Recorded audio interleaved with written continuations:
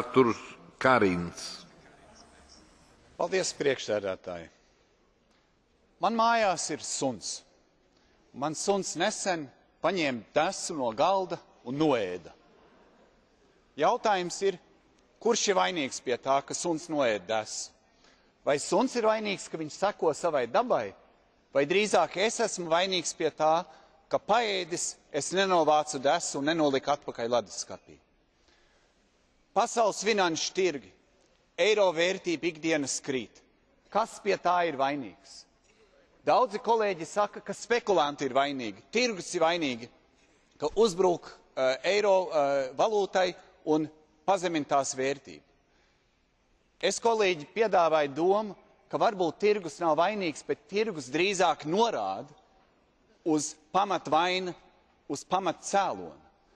Pamatcēlonis mūsu grūtībām šobrīd ir vienkārši.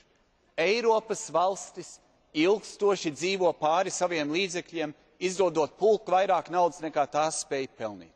Tirgi reaģē uz šo, līdzīgi kā mans suns reaģēja uz desas smaržu, ko es biju atstājis uz galda. Latvija pirms pusotra gada piedzīvoja līdzīgu krīzi, ko tagad piedzīvojam pārējā Eiropā. Proti finanšu tirgi uzbruk mūsu valūtai, nebija nekādas ticības. Mēs tai vietai, lai sūdzētos par šo situāciju, salabojam fundamentālos rādītājus, izlabojam, savācām savas publiskās finanses.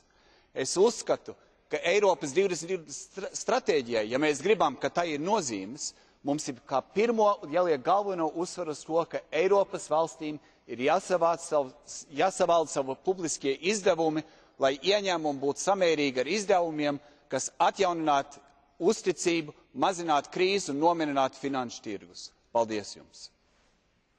Grazie, onorevole Karins.